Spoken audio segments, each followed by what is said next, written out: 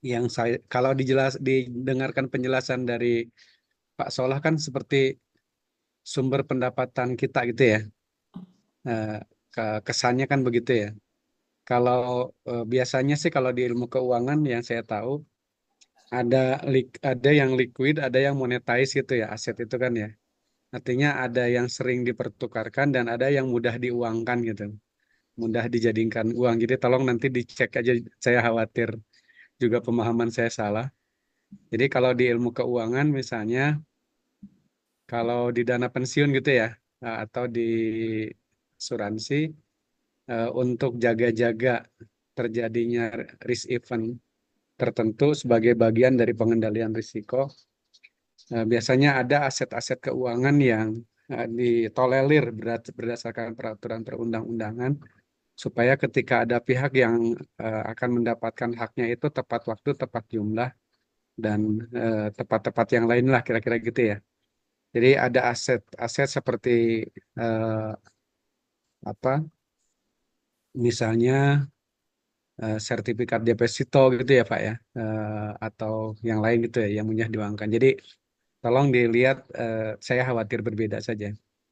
Yang kedua, kalau dilihat dari segi presentasinya dan saya juga baca, saya menduga istilah monetize itu lebih pada sumber pendapatan ya. Jadi pekerjaan tertentu atau aset tertentu kemudian dijual menghasilkan uang gitu ya.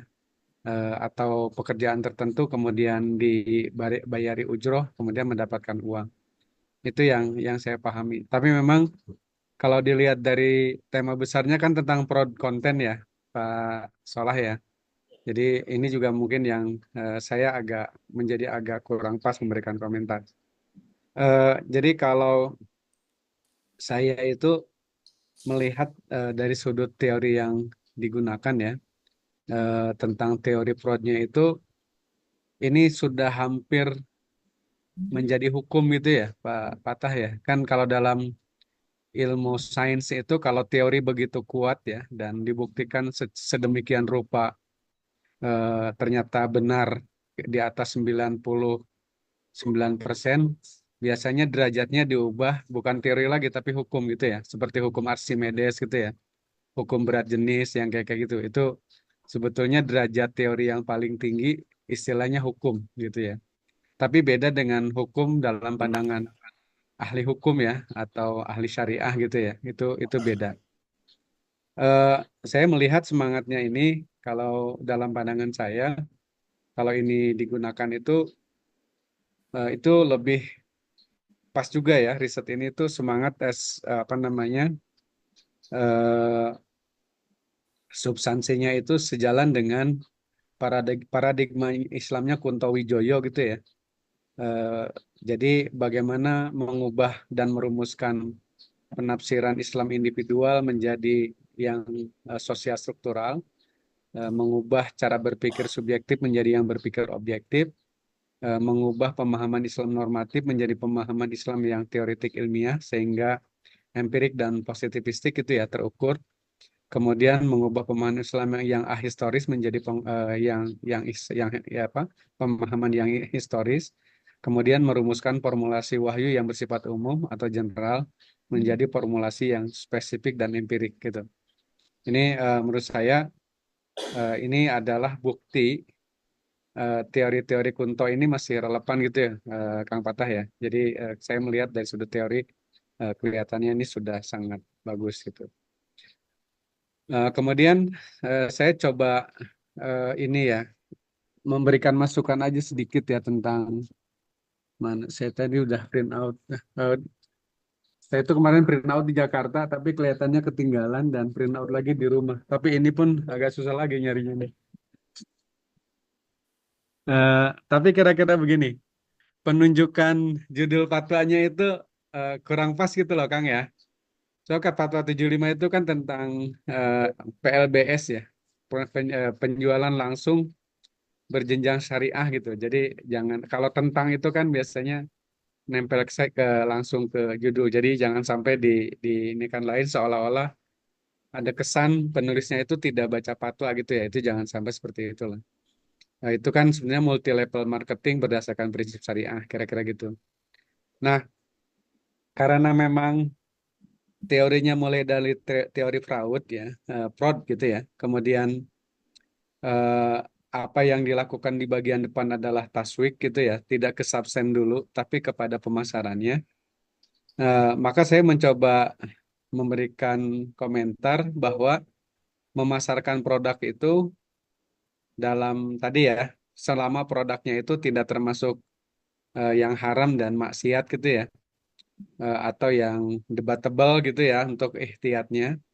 Maka pemasaran itu bisa menggunakan skema ijaroh, skema jualah, skema wakalah bil ujroh, skema samsaroh, atau bahkan ada apa namanya akad terbaru yang ini akad tidak bernama ya. Istilahnya akad wasatoh ya. Akad wasatoh itu takyif fikihnya bisa ke jualah, bisa ke ijaroh, bisa ke samsaroh gitu ya. Untuk menyebut tentang brokerage gitu. Masing-masing punya punya apa namanya punya ketentuannya. Misalnya kalau ijaroh kita sudah memasarkan meskipun nggak laku kita berhak dapat ujroh gitu ya. Tapi kalau jualah kita memasarkan kalau nggak laku ya kita nggak dapat imbalan kira-kira gitu ya. Itu karakternya seperti itu. Kemudian karena saya komentari karena merupakan kegiatan dari muamalat maliyah, pemasaran itu atau marketing atau taswik itu pada prinsipnya bagian dari kaidah al aslu fil asya al ibahah ya. Jadi pada prinsipnya adalah boleh gitu. Namun karena ini pemasarannya juga terkait dengan jual beli, isu kunci dalam jual beli itu kan ada hilabah ya. La hilabata kan gitu ya di teks hadisnya itu. Jadi dalam jual beli itu tidak boleh ada hilabah gitu. Hilabah itu kalau saya menyebutnya hid'ah atau hidaat ya atau penipuan lah kira-kira gitu ya. Nah, di antara teks-teks hadis dan pemahaman ulama terhadap Quran dan hadis terkait dengan penipuan itu, misalnya hadis tentang talaki rukban ya. Talaki rukban itu terjadi ketidakseimbangan informasi tentang harga di pasar sehingga pedagang yang dari kota mencegat orang kampung yang mau membawa dagangan yang tidak punya informasi yang cukup tentang harga, kemudian dibeli tentu dengan harga yang di bawah harga pasar gitu ya. Ini dalam hadisnya nggak boleh.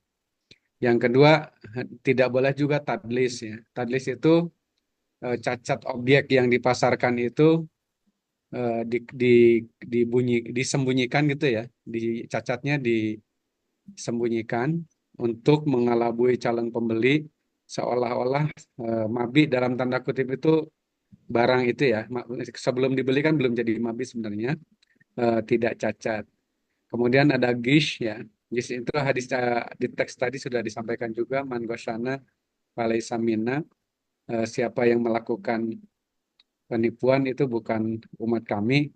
Tapi pemahaman ulamanya adalah di mana eh, tenaga pemasar itu hanya menjelaskan keunggulan atau keistimewaan objek yang dijelaskan, tetapi cacatnya disembunyikan gitu ya, artinya tidak disampaikan. Nah, yang terakhir ada tanajus atau najas, ini penawaran palsu ya. Jadi ada orang yang menawar dengan harga tinggi, tapi tidak bermaksud membeli ya. Tapi dia hanya kong kali kong saja sesama mereka untuk membentuk opini atau kesan bahwa calon yang minat untuk beli itu banyak gitu ya. Jadi ini biasanya di pasar modal ada hal-hal begitu. Nah, Bapak Ibu sekalian, saya melihat dari sudut historis ya. Dalam hadis dijelaskan bahwa eh, tempat, ini mohon maaf ngetiknya masih salah ya. Tempat terbaik itu adalah masjid dan tempat terburuk adalah pasar. Mungkin dugaan saya ya, karena pelanggaran di masjid bersifat minimalis atau mungkin sangat jarang terjadi dan pelanggaran di pasar cenderung masif gitu ya. Cenderung masif itu artinya tidak semuanya pelaku atau pedagang itu bohong gitu ya. Karena meskipun bagi pedagang bohong itu maaf, jujur itu tidak gampang. Makanya pedagang yang jujur kalau dia meninggal itu setara dengan syuhada dan solihin. Kalau misalnya gampang kan nggak mungkin juga pedagang yang jujur dijanjikan surga, surga ya. Nah kemudian sehingga misalnya menimbulkan semacam dalam tanda kutip ya apa ada gium atau apa gitu ya. Eh, jadi bohong di masjid itu aneh gitu. Tapi kalau jujur dalam bisnis itu juga aneh gitu ya. Ini kan suatu kondisi yang menurut saya kalau kita berpikirnya berkemajuan ya harus kita ubah, harus kita ikhtiarkan gitu. Terus masih catatan saya, Umar radhiyallahu anhu menduga bahwa pelanggaran di pasar itu terjadi karena minimnya pemahaman dan ketaatan pedagang pada ketentuan bisnis secara syariah. Oleh karena itu Umar RA melarang pedagang yang tidak paham fikih muamalat maliyah dagang di pasar. Ini kan kejadiannya di zaman Umar ya. Itu ada di beberapa literatur yang saya baca. Kemudian Rasul pernah melakukan inspeksi pasar dan mendapatkan pedagang gandum yang curang, tumpukan gandum di bagian atas kering dan di bagian bawahnya basah. Ketika Rasul bertanya tentang hal tersebut, pedagang menjawabnya gandum basah karena kehujanan. Dan kemudian Rasul bersabda, Man gosana falaysa minna. Orang yang melakukan penipuan tidak termasuk umat kami, gitu ya. Nah, hadis tersebut kemudian dijadikan dasar dibentuknya wilayatul hisbah, yaitu sebuah institusi atau lembaga yang bertugas mengawasi pasar dan menindak pelaku pelanggaran. Termasuk Umar pernah memerintahkan untuk membakar rumah karena pemiliknya kedapatan menjual homer, gitu ya. Eh, Bapak Ibu sekalian, kalau itu menurut saya sampai pemasaran itu sampai di situ ya pemahamannya. Artinya bagi saya eh, potensi terjadi kecurangan, potensi ketidakjujuran dan seterusnya itu bukan hanya di dunia bisnis yang dilakukan secara digital gitu maksud saya. Tetapi di dunia bisnis nyata sekalipun, artinya nyata itu konvensional ya. Kita melakukan jual beli secara fisik, penipuan itu tetap ada gitu ya. Artinya makanya saya memandang baik dilakukan secara eh, fisik, secara apa namanya, secara tradisional untuk menyebutnya tidak menyebut secara konvensional maupun eh, secara virtual gitu, itu pada prinsipnya adalah sama bahwa dalam perbisnis itu tadi ada potensi risiko penipuan dan seterusnya yang harusnya kita melakukan mitigasi atau pengendalian gitu ya menurut saya seperti itu. Oke, yang berikutnya karena ini juga menawarkan barang dalam rangka untuk melakukan jual beli, saya mencoba menjelaskan dari sisi ilmu jual belinya ya. Jadi saya mencoba menjelaskan bahwa dari segi yang dipertukarkan atau makud alaih, akad jual beli itu termasuk akad muawadat atau mubadalat, yaitu akad yang bersifat pertukaran yang ditandai dengan adanya dua objek, yaitu mabi dan saman, gitu ya. Keduanya dipertukarkan. Dari segi konsekuensi hukumnya, maka jual beli itu termasuk akad tamlikat ya, karena dampak hukumnya adalah intiqalul milkiyah, yakni berpindahnya kepemilikan objek, mabi yang awalnya milik penjual berubah menjadi milik pembeli, dan saman yang awalnya milik pembeli berubah menjadi milik penjual. Kemudian sigot akadnya, saya kira yang paling umum adalah harus dipahami, diterima, baik antara ijab dengan kabul sebagai kesepakatan. Tentu dilakukan itu harus terhindar dari riba, goror, maisir, hilabah atau gis dan doror. Serta dilakukan oleh pihak yang cakap hukum dan memiliki kewenangan atau wilayah untuk melakukan jual beli secara sukarela ya, tidak di bawah paksaan atau guer mukroh atau onreh tegdad ya dalam bahasa ini. Kemudian mabi dan saman itu harus harta. Tadi sudah dijelaskan, tidak semua benda itu harta, tetapi setiap harta itu pasti benda, baik berwujud maupun tidak berwujud.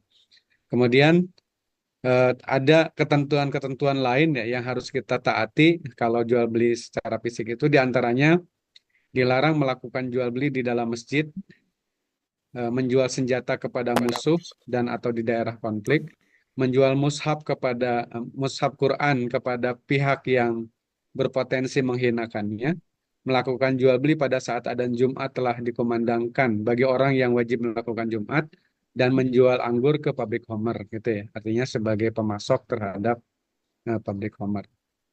Kemudian Bapak Ibu sekalian, kalau dihubungkan dengan Muhammadiyah biasanya ada kata-kata kebudayaan tinggi atau peradaban ya. Jadi hidup kita itu bisa jadi masuk pada fase di mana yang dulunya asing sekarang menjadi biasa gitu. Misalnya seperti apa yang kita lakukan sekarang, kebiasaan ngajar secara tatap muka, kebiasaan rapat secara tatap muka, kemudian diubah menjadi kebiasaan ngajar dan seminar, rapat gitu ya, dengan melalui video conference. Saya kira ini salah satu hikmah terjadinya wabah COVID-19 ya, karena kan sebelumnya tidak terlalu marak dan dianggap mahal. Hal yang sama juga saya kira terjadi dalam jual beli, di mana pasar yang pada awalnya adalah pasar fisik diubah menjadi pasar virtual yang terbentuk melalui platform berupa aplikasi, situs web, dan layanan konten yang dapat digunakan untuk melakukan perdagangan melalui sistem elektronik ya, yang dapat mempertemukan antara pedagang dan customer secara virtual untuk melakukan jual beli, baik platform yang berupa marketplace maupun berupa online shop ya, yang dikenal di Indonesia dengan toko online. Nah, Bapak Ibu, biasanya diskusi yang pertama itu kalau kalau dalam kitab fikih, kalau akad itu kalau di akad yang dilakukan secara virtual itu adalah diskusi tentang majelis akad ya. Artinya dalam itu kan berdasarkan hadis bahwa dalam beberapa teks secara implisit menunjukkan bahwa teks hadis itu memang dilakukan atas dasar harus dalam satu majelis akad kira-kira begitu. Tapi kemudian majelis akad sendiri, kalau tadi ada pasar fisik menjadi pasar virtual, maka majelis akadnya juga diubah menjadi majelis akad fisik menjadi majelis akad virtual. Kira-kira gitu ya, Pak Pak Santoso ya. Eh, di mana yang diambil itu adalah intisarinya atau inti atau semangat atau ruh dari majelis akad itu apa gitu. Nah, ternyata menurut hasil bacaan kami di di apa namanya di institusi, eh, ruhnya majelis akad itu adalah insyigol ya. Jadi para pihak itu perhatiannya terfokus sungguh-sungguh untuk melakukan akad atas dasar kehendak masing-masing gitu ya. Jadi tidak lagi dipahami secara fisik. Nah, ini ada literaturnya, misalnya dalam kitab Raudatul Thalibin gitu ya. Ada majelis akad itu adalah majelis tawajub gitu ya.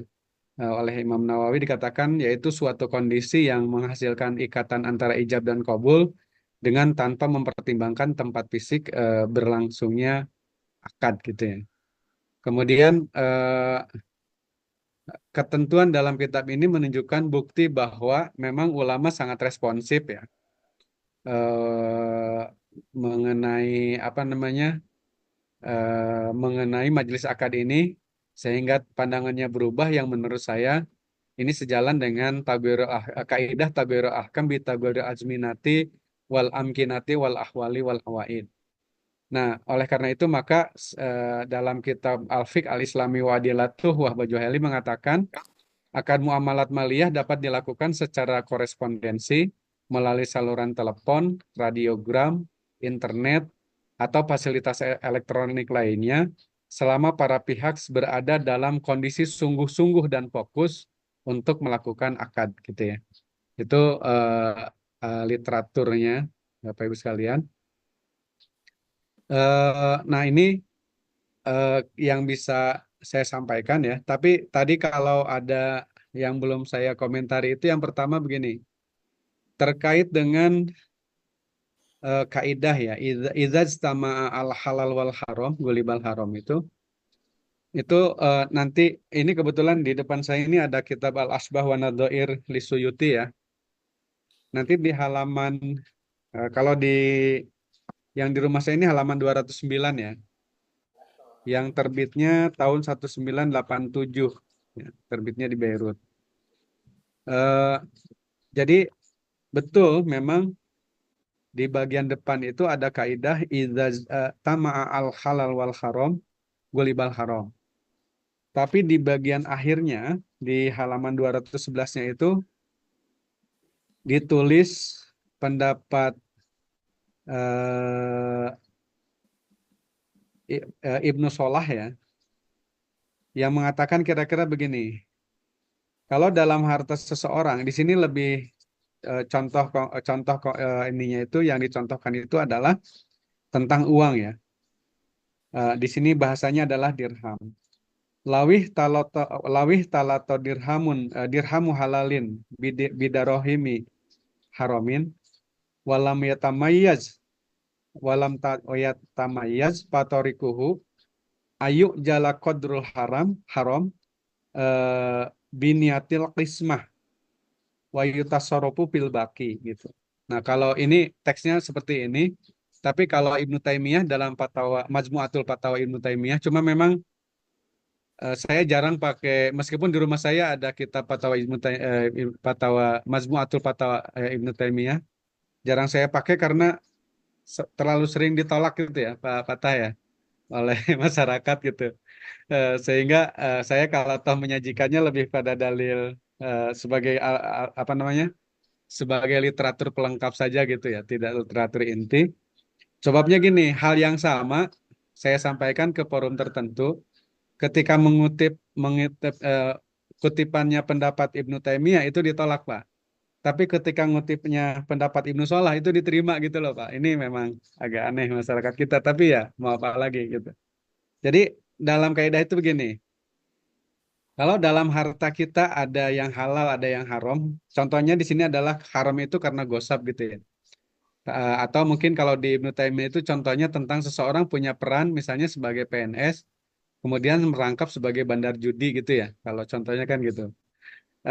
Maka dihitung saja eh, harta dia itu ada berapa, terus dia sebagai pegawai negeri misalnya hartanya kira-kira berapa, maka kemudian sisanya dikeluarkan gitu.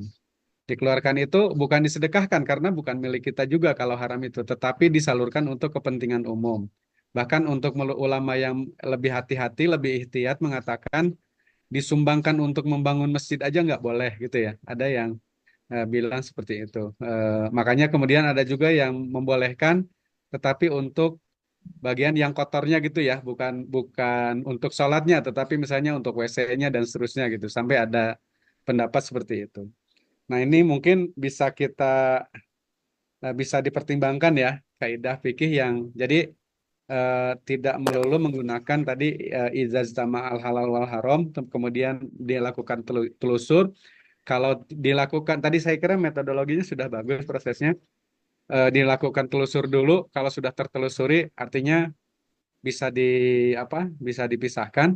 Tapi yang terakhir mungkin bisa jadi kalau saja aset itu bisa divaluasi gitu ya.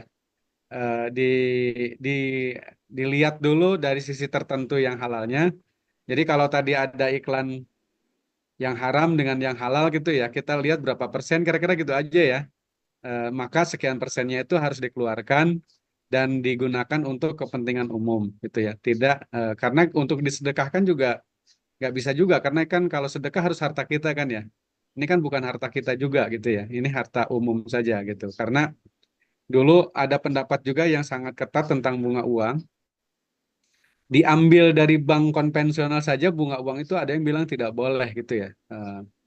Tapi kemudian pada zaman Yusuf Qaradawi karena orang Timur Tengah itu banyak menyimpan dananya di bank-bank Eropa, katanya bunga-bunga uang yang tidak diambil oleh para penyimpan deposan dari Saudi itu dari Timur Tengah itu digunakan untuk pengembangan gereja gitu ya dan seterusnya kegiatan-kegiatan gereja. Akhirnya Yusuf Qaradawi mewajibkan mengambil bunga itu tapi untuk disalurkan dalam rangka pembangunan umum gitu ya untuk jembatan untuk dan lain-lain lah kira-kira gitu ya. Itu yang bisa saya tangkap ya. Tapi tadi kalau misalnya tentang apakah dia termasuk harta atau tidak, mungkin nanti boleh saya kirim juga ya di antara draft buku yang belum terbit itu kebetulan salah satu babnya itu tentang kriteria harta ya, kriteria manfaat dan seterusnya. Mudah-mudahan nanti bisa bisa melengkapi. Nanti saya kirim mungkin ke panitia gitu ya ininya draftnya bisa mudah-mudahan bisa membantu. Nah, jadi Bapak Ibu sekali lagi ini mungkin tadi saya secara istilah teknis tolong dipastikan gitu ya, takut salah gitu antara bahasa pasar akademik dengan bahasa akademik beneran gitu ya. Karena saya kebetulan eh, juga bergaul dengan teman-teman di pasar. Kalau menggunakan istilah monetize itu tadi sebetulnya istilah untuk aset yang mudah diuangkan gitu ya. Nah, itu biasanya beda dengan aset yang liquid. Kalau liquid itu adalah aset yang sering ditransaksikan gitu, Pak. Biasanya begitu. Jadi kalau ini kelihatannya sumber pendapatan kita gitu ya, baik atas jasa maupun atas barang, apakah itu halal atau tidak gitu. Itu pemaknaannya menjadi agak berbeda atau dibikin definisi yang lebih clear. Sebab bisa jadi kalau sudah terpaksa ada istilah sama tapi definisinya berbeda gitu ya. Kan dalam dalam ilmu agama juga ada yang begitu ya. Misalnya sunnah gitu ya. Sunnah indal muhadisin itu tidak sama dengan sunnah indal fuqaha kan ya. Sunnah indal muhadisin itu kan mau fa'ilan Nabi. Sementara sunnah indal fuqaha itu kan mayusabu ala fi'lihi walayu akobu ala tarkihi gitu ya. Sama-sama istilahnya sunnah gitu. Nah ini kemungkinan-kemungkinan ini dijelaskan aja secara benar dan baik sehingga publik nanti akan membaca dengan istilah yang sama tetapi memahami bahwa ini adalah kondisi yang berbeda gitu. Dan fikih muamalat itu memang ada juga yang seperti itu misalnya tadlis ya. Tadlis yang tadi saya jelaskan itu beda dengan tadlis pada saat menjelaskan bohongnya pembeli dalam bohongnya penjual terkait harga perolehan pada saat akad jual beli murabahah gitu. Itu juga kadang-kadang disebut dengan tadlis gitu. Jadi ini istilah-istilahnya yang harus dikan. Ala kulihal, saya kira saya terima kasih sudah diberi kesempatan untuk berkomentar, belajar juga membaca papernya, dan mudah-mudahan bermanfaat bagi kita semua. Hasbunallah wa ni'mal wakil, ni'mal maula wa ni'mal nasir. Wassalamualaikum warahmatullahi wabarakatuh. Waalaikumsalam warahmatullahi wabarakatuh.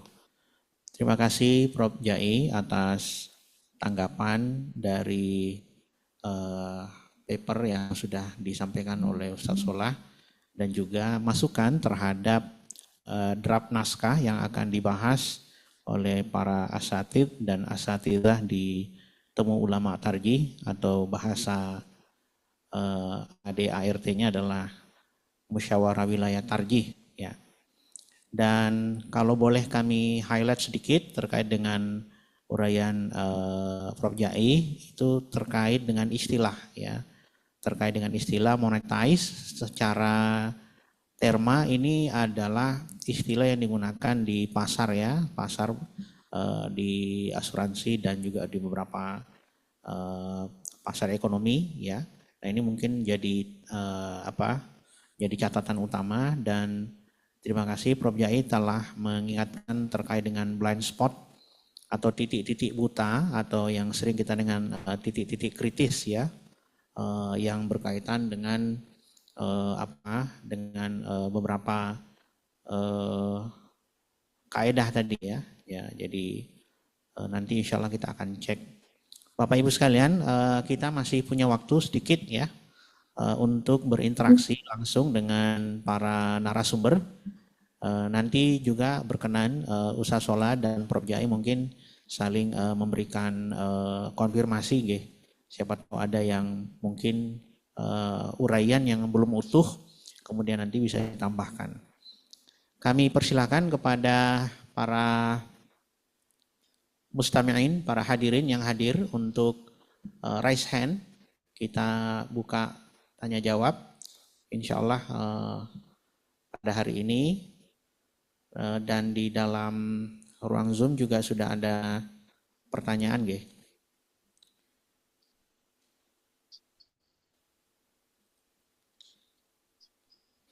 Silakan Bapak Ibu yang ingin berinteraksi sambil Ustadz Farid, silakan dibantu teman-teman unmute Ustadz Farid. Ustadz Farid dari Majelis Tarjih Pemalang. Ya, bismillahirrahmanirrahim. Assalamualaikum warahmatullahi wabarakatuh. Waalaikumsalam warahmatullahi wabarakatuh. Jazakumullah atas kesempatan yang sudah diberikan. Terus terang saya pribadi ini termasuk konten kreator ya, Ustadz. Jadi saya ini termasuk yang sekali mendayung 2-3 pulau terlampaui lah. Kalau bisa sambil dakwah kita bisa dapat maisha juga dari sana gitu ya. Nah, saya juga mencermati ya hasil-hasil sumber-sumber pendapatan dari online itu, dan memang banyak umumnya memang sumber pendapatan dari media sosial itu ya, platform-platform itu ya, dari TikTok, dari Instagram, Facebook dan lain sebagainya itu umumnya itu hitam putih, jadi jelas lah gitu. Kalau misalkan kita melakukan hal-hal yang diharamkan, maka ya kan, kalau misalnya iklannya full haram, maka haram, kan seperti itu ya Ustaz. Nah, yang jadi permasalahan utama itu ketika kita memonetisasi konten kita gitu. Nah, ini yang sebenarnya menjadi perlu pembahasan lebih dalam ya. Kalau tadi Ustaz yang pertama Ustaz siapa ya? Ustaz yang pertama tadi, nah itu kan mengatakan bahwasanya ketika tercampur dua sumber halal dan haram, Ya. maka tadi ulibal haram gitu ya, bahwasanya dimenangkan adalah yang haram. Ini kalau kita terapkan, maka kemungkinan besar konten kreator sejagat maya gitu ya, mungkin bisa mencapai 80-90% itu bisa masuk ke dalam kategori memakan harta yang haram gitu, Ustaz. Ya. Nah, karena apa? Karena rata-rata ya dari monetisasi konten itu dapatnya memang dari iklan, dan iklan itu tidak bisa konten kreatornya yang memilih gitu ya. Karena itu semuanya berasal dari platform tersebut yang kita tidak memiliki kuasa untuk bisa memilih ya kontennya yang sesuai syar'i atau tidak. Nah, jika misalnya sesuai dengan apa yang disampaikan Ustadz ya, maka ya bisa dikatakan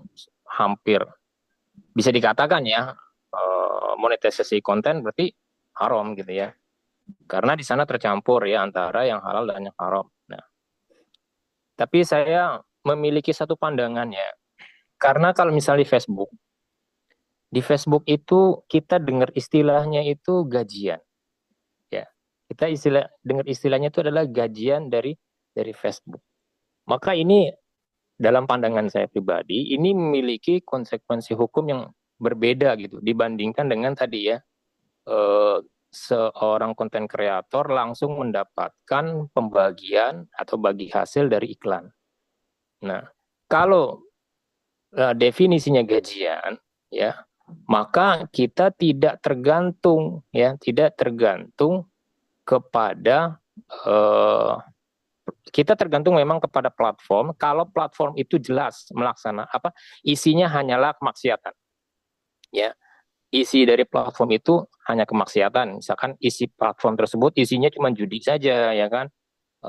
terus isi dari platform tersebut kerjaannya adalah riba, ya kan, atau mungkin transaksi zina, maka ketika kita membesarkan nama platform tersebut, maka kita masuk ke dalam kategori yang haram, walaupun konten kita konten Islami misalkan seperti itu. Nah, cuman kalau kita lihat sosial media kan platform itu dia umum ya, dia tidak. Facebook itu kan tidak hanya mengelola masalah kita tidak mengetahui gitu kan, tapi umum saja ya. Kita nggak ngerti ya investasi Facebook itu kemana saja. Nah, jadi memang ketika istilahnya gajian ya, maka kita tidak dituntut untuk melihat apakah platform tersebut itu jika platform tersebut itu belum kita yakini 100% keharamannya, maka kita tidak dituntut terhadap sumber pendapat tersebut kecuali berdasarkan apa konten kita gitu. Maka dalam pandangan saya selama konten kitanya yang halal ya, maka kita digaji oleh Facebook ya, misalkan seperti itu, maka gaji dari Facebook itu jatuhnya masih dikategorikan halal. Adapun kalau Facebook melakukan suatu transaksi ya, suatu bisnis yang kita tidak ketahui dan itu ternyata haram, maka keharamannya itu hanya jatuh kepada Facebooknya saja, sedangkan kita konten kreator itu tidak termasuk gitu. Nah, itu yang menjadi pikiran pertama saya ya, bagaimana seandainya istilah dari tadi pembagi hasil iklan itu ternyata memiliki definisi berbeda jika misalkan itu bahasanya adalah bahasa gajian begitu. Dan kedua memang juga dari tinjauan fikih prioritas ya, misalkan seperti itu kalau nggak salah ya. Jadi misalnya kalau kita ya terpaku kepada hal tadi ya, platform tersebut adalah sumber-sumber pendapatan yang haram, monetisasi konten itu yang haram, maka ini nanti ya sumber-sumber ini akan diambil oleh orang-orang yang memusuhi oleh Islam gitu ya. Kenapa kita tidak ambil itu, manfaatkan itu ya, lalu kita nanti kembalikan lagi kepada masyarakat ya, masoleh amal sebagaimana tadi ya pendapat dari yang disampaikan oleh Ustaz Profesor Jai ya, pendapat dari Yusuf Al-Qaradawi ya. Jadi kiasnya kurang lebih ya, kiasnya seperti kias riba pada bunga bank. Nah, jadi sehingga ini saya rasa bisa menjadi motivasi bagi para kreator-kreator yang Islami tetap ya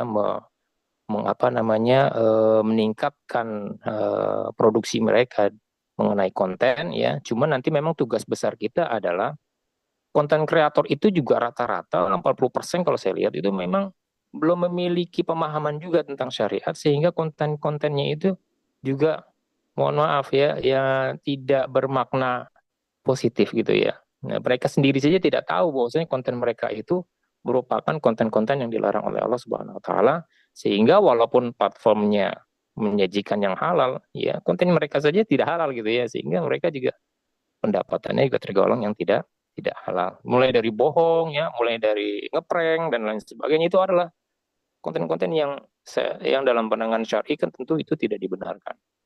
Nah, jadi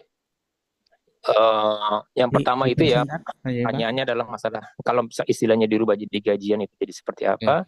Yang kedua, tugas kita adalah bagaimana mengedukasi para konten kreator ya agar mereka itu memahami bahwasanya konten mereka itu apakah sudah tergolong syar'i atau tidak. Wallahu a'lam bishawab. Jazakumullah atas tanggapannya. Assalamualaikum warahmatullahi wabarakatuh. Waalaikumsalam warahmatullahi wabarakatuh. Baik, mohon maaf kami harus meringkas karena ada beberapa poin juga yang harus kita catat. Ini Ustadz Solah, pertanyaan dari Ustadz Farid dari Pemalang, bagaimana kalau akadnya itu gajian? Jadi tadi kan ada beberapa saran dari Prof. Jai terkait dengan kesamaan atau keserupaan dari akad ini adalah pemasaran digital, ya. Kemudian kalau jual beli dan seterusnya. Kemudian mungkin ini juga perlu kami mohonkan kepada Prof. Jai untuk disampaikan atau dikonfirmasi terkait dengan pertanyaan dari Ustadz Fikri dari Majelis Tarjih PDM Kudus. Izin bertanya, sistem algoritma dan monetisasi selalu berubah. Sebagai contoh, dulu monetisasi di YouTube berdasarkan jumlah penonton. Sekarang YouTube memonetisasi berdasarkan waktu dan menit yang ditonton. Dan perubahan ini pasti akan terus berubah berdasarkan kondisi pasar. Maka bagaimana cara fikih ini nanti menyesuaikan perubahan itu? Nah ini juga menarik mungkin ke Prof. Jai nggih. Karena ini berkaitan dengan apakah kita harus memfatwakan sesuatu yang cenderung akan berubah atau kita menghukumi status yang ada sekarang. Ya seperti misalnya fatwa Muhammadiyah terkait dengan Bitcoin ya. Kemudian bagaimana hukum tentang monetisasi konten duplikasi seperti potongan film, video dan konten kreator lain. Oh ini ibaratnya adalah pencurian konten ya. Jadi ada dua dari Ustadz Fikri ini. Pertama kami serahkan ke Ustadz Solah dulu karena kita harus selesai jam 11. Ya. Mengingatnya adalah hari Jumatan. Baik, yang pertama dari Ustadz Fikri ya tadi. Ya. Ustadz Farid atau Ustadz Fikri? Farid, oh ya, oke. Ustadz Farid. Ini sekedar sharing ya, bahwa sebenarnya saya tadi sudah menyampaikan juga bahwa ketika memang benar iklan itu tidak bisa kita kontrol, itu dulu. Gitu ya. Sekarang ternyata ada fitur di dalam YouTube itu ternyata bisa kita minimalisir. Yaitu apa? Kita matikan fitur iklan otomatisnya. Ya, jadi tidak AdSense auto ads. Gitu. Kemudian yang kedua setting lagi adalah kita gunakan fitur ad category blocking. Jadi kita harus mendetailkan kategori-kategori yang kita blokir untuk iklan itu apa aja. Misalkan alkohol, terus tentang apa lagi, ngedit, kencan itu, lalu perjudian, dan iklan-iklan haram lainnya itu bisa kita masukkan seperti itu. Bahwa kita tidak mau, kita blokir iklan-iklan yang terkait dengan ini, seperti itu. Itu minimalisir seperti itu. Sehingga kalau sudah diminimalisir, itu misalkan masih ada muncul iklan yang tidak kita harapkan dan itu berlawanan melanggar aturan syar'i, itu kan persentasenya kecil kan, relatif kecil. Nah, sebagaimana yang disampaikan oleh Prof. Jai tadi, kalau iklannya itu yang haram itu relatif bisa kita persentasekan, misalkan 10%, misalkan seperti itu, maka anggap aja kalau sekiranya 10% ya kita naikkan sedikit lah ya, menjadi 15% umpamanya seperti itu, lebih aman kan. Nah yang 15% itu kemudian kita salurkan bukan sebagai sedekah tadi kan, disebutkan beliau tadi memang ihtiyatnya, hati-hatinya seperti itu, tetap maksudnya adalah disalurkan untuk kemaslahatan fasilitas umum. Ya, misalkan toilet, WC, kamar mandi dan seterusnya seperti itu. Ya, jalan raya, nah, fasilitas umum lainnya, jembatan dan seterusnya. Itu ini saya alhamdulillah sejalan dengan Prof. Jai. Dan terima kasih kami sampaikan kepada Prof. Jai yang memberikan masukan-masukan kepada kami sehingga insya Allah nanti kami perbaiki lagi papernya dan PowerPoint-nya. Lalu selanjutnya untuk masalah gajian gitu ya, memang yang mengurusi atau orang-orangnya Facebook, orang-orang YouTube itu termasuk di Instagram dan TikTok, itu mereka kan nggak paham tentang fikih. Jadi asal ngomong gajian gitu. Nah kita aja yang mungkin karena kondisinya sistemnya seperti sekarang ini yang tidak paham tentang Islam semakin jauh dari ajaran Islam sehingga kita perlu mencoba untuk menelusur sebenarnya gajian itu bagaimana sih menurut dia, gitu kan? Kemudian apakah sudah sesuai dengan unsur fikihnya? Saya pikir sudah sesuai dengan unsur fikihnya. Artinya mereka membuat regulasi khusus kan, bahwa kalau iklannya sekian Anda akan mendapatkan sekian, dan seterusnya seperti itu. Maka kalau seperti itu ya pakai istilah gajian juga nggak masalah. Gajian, atau kalau memang tidak sesuai ya kita istilahkan gajian itu sebagai monetisasi media sosial. Jadi monetisasi kalau ada kata-kata media sosial berarti memang tujuannya adalah untuk konversinya dapat duit, cuan itu. Ya, seperti itu. Mungkin sekilas seperti itu. Wallahu a'lam. Baik, saya langsung ke Prof. Jai terkait dengan pertanyaan dari Ustadz Arif ya dari Kudus berkaitan dengan bagaimana hukum terkait dengan ini, Prof.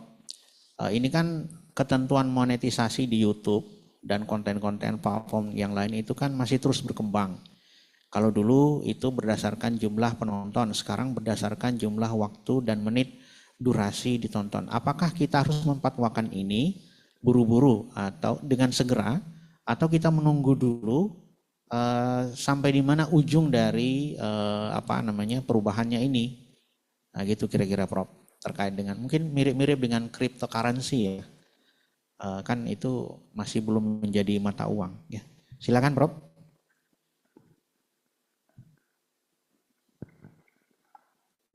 Belum di unmute, Prof.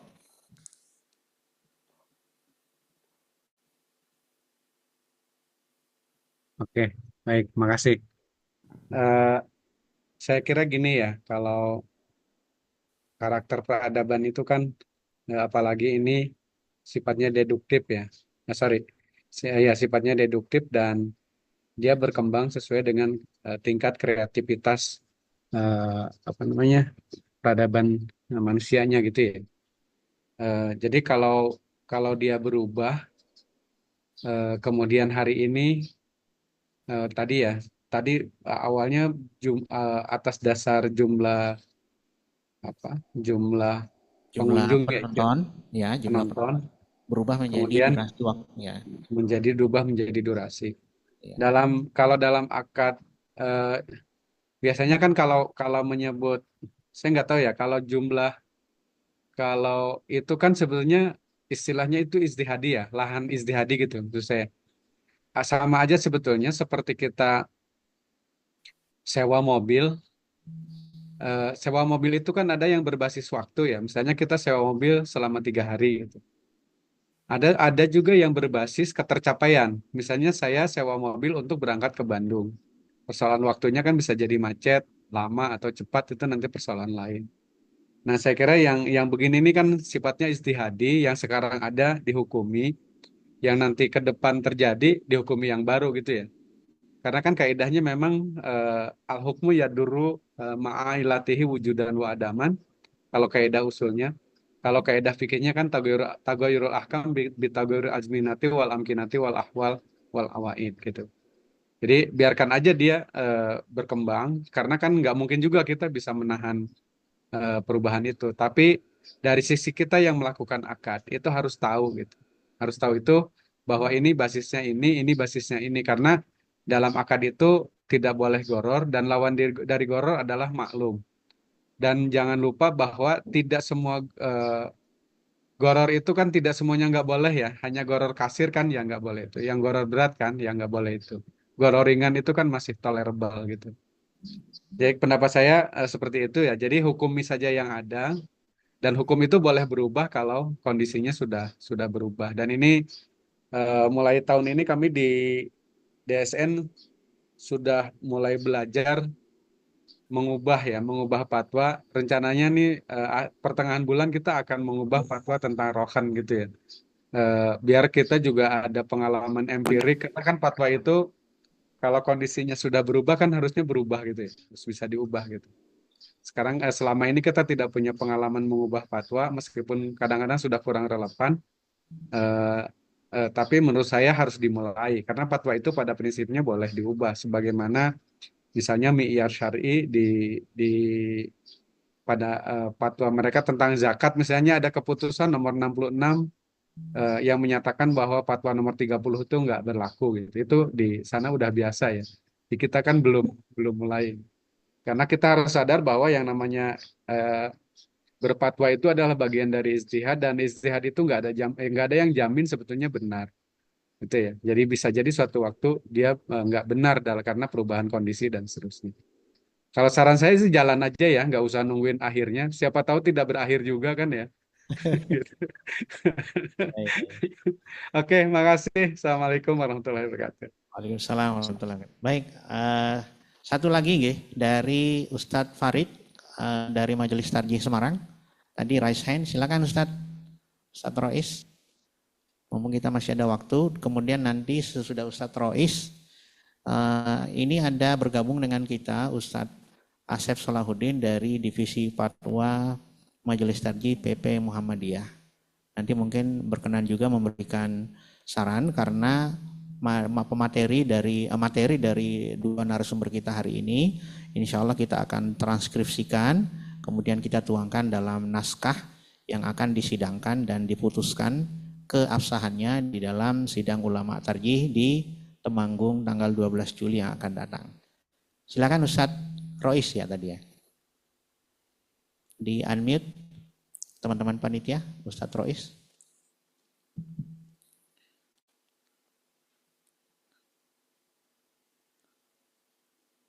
Kabupaten Semarang tadi.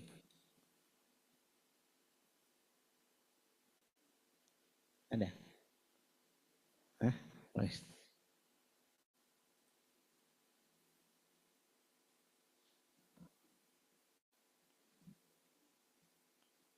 Nggak ada, oke. Baik, tampaknya Ustadz Rois tidak terhubung dengan kita sekarang.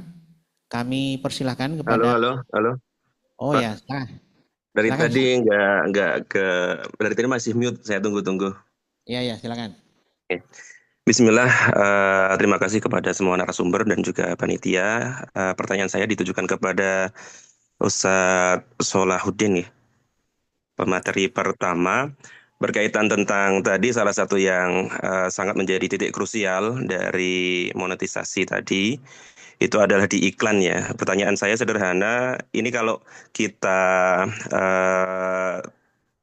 takhrij kepada arkanul baik, itu iklan itu dia posisinya sebagai apa? Apakah dia sebagai saman atau mabi atau saya kira perlu ya kita menghadirkan dia itu secara akadnya masuk di rumpun apa, kemudian kira-kira posisinya bagaimana dan kemudian baru kita hukumi gitu.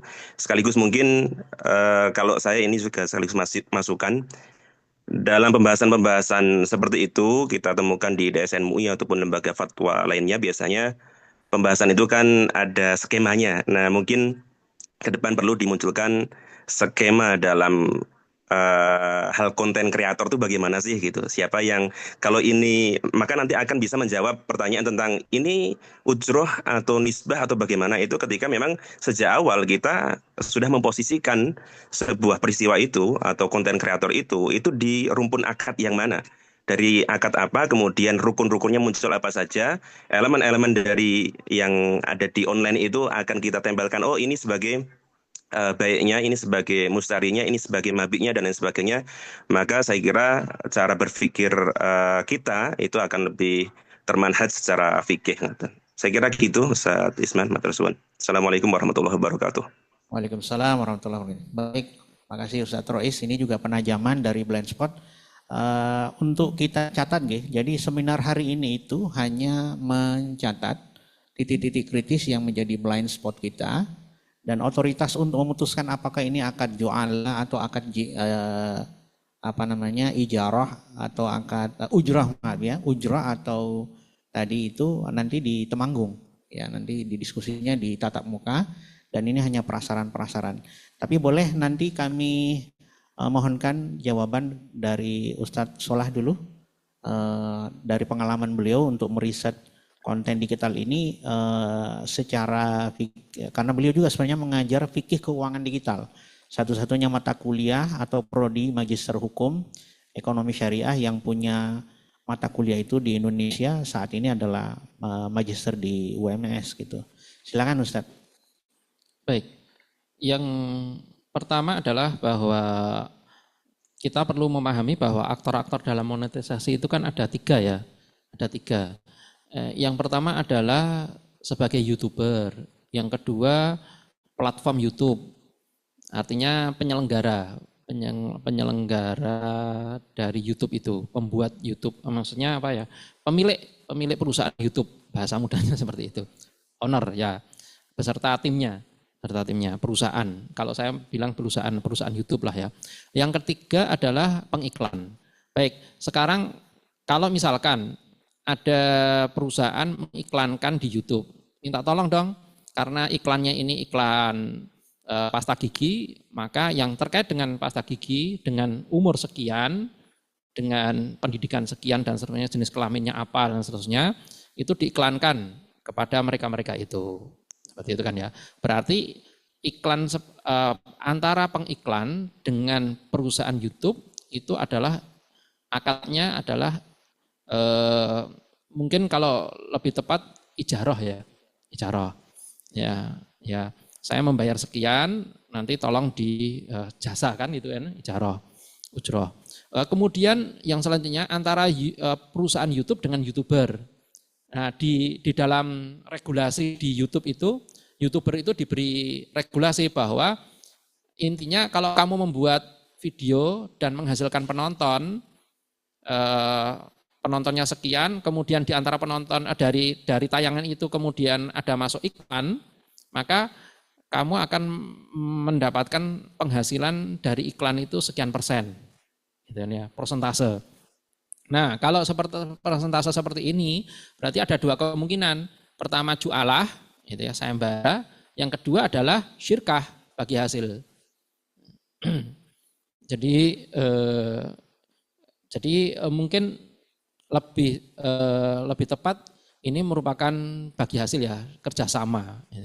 Jadi kalau gajian itu kan, kalau di Facebook bagaimana? Di Facebook itu istilahnya gajian, berarti kamu membuat konten, dapat iklan, nanti saya gaji sekian, gitu ya. Nanti bonusnya sekian. Gitu ya. Jadi antara gaji plus bonus. Jadi mungkin seperti itu. Kalau lebih tepatnya kalau di Facebook seperti itu. Kalau ada istilah gajian gitu ya, berarti gaji plus bonus. Nah, tapi kalau di YouTube itu modelnya adalah monetisasi. Dia tidak menggunakan kata gajian, tidak menggunakan kata bagi hasil karena mereka tidak paham tentang syirkah. Istilah-istilah jualah dan sebagainya kan mereka nggak paham. Mungkin kalau hasil dari nanti hasil dari majelis tarjih ini bisa menghasilkan sebuah hasil itu, mungkin rekomendasinya dikirimkan ke mereka kan. biar mereka juga bisa adaptasi bahwa kita ini penontonnya banyak loh, ya, potensi untuk menghasilkan cuan itu juga banyak. Jadi tolong kami didengar dong, nah, kayak gitu. Demikian, wallahu a'lam. Kami langsung ke Prof. Jai, silakan Prof. Sekaligus mungkin closing statement terkait dengan mungkin Prof. Jai punya prasaran, ini akadnya tadi apakah kita akan jadikan sebagai ujroh atau nisbah atau apa? Sebelum kami serahkan ke Ustadz Asep Solahuddin, jika beliau masih berkenan, jika beliau masih ada di ruangan gitu. Silakan Prof.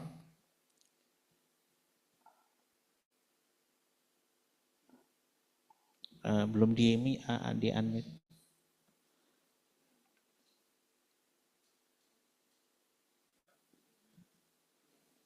Oke, baik, makasih. Bisa didengar ya suara saya?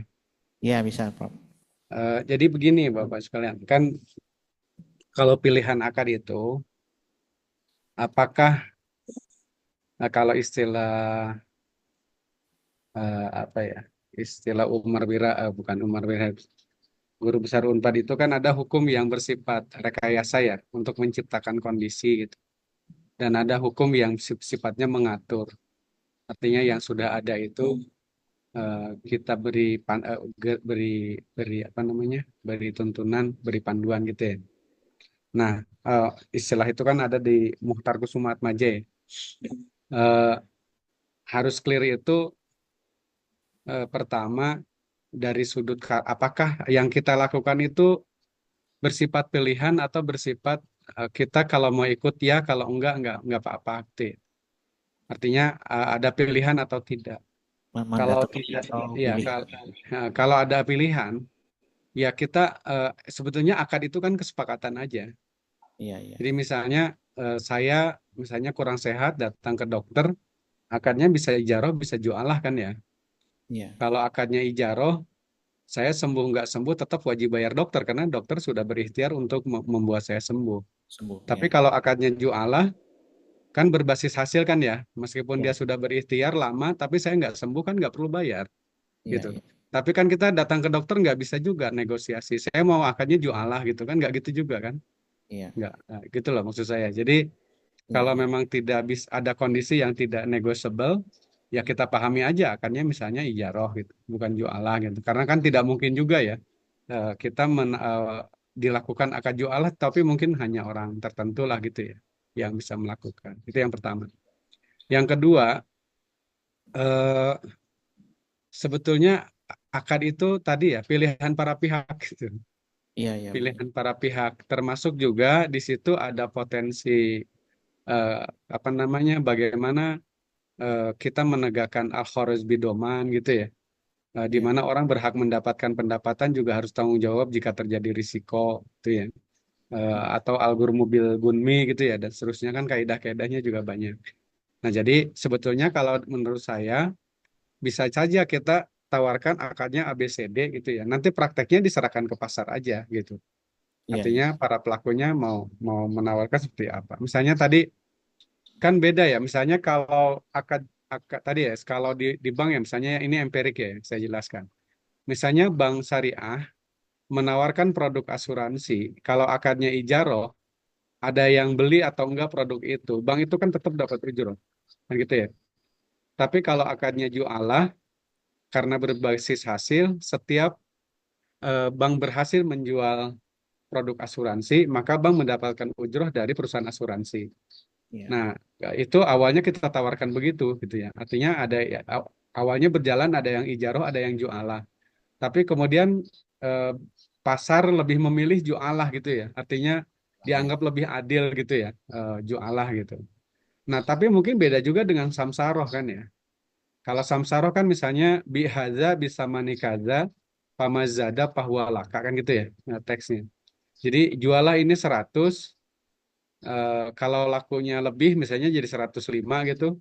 Ya yang 5 buat kamu kan gitu ya. Buat buat si simsarnya ya, buat buat pemasarnya gitu.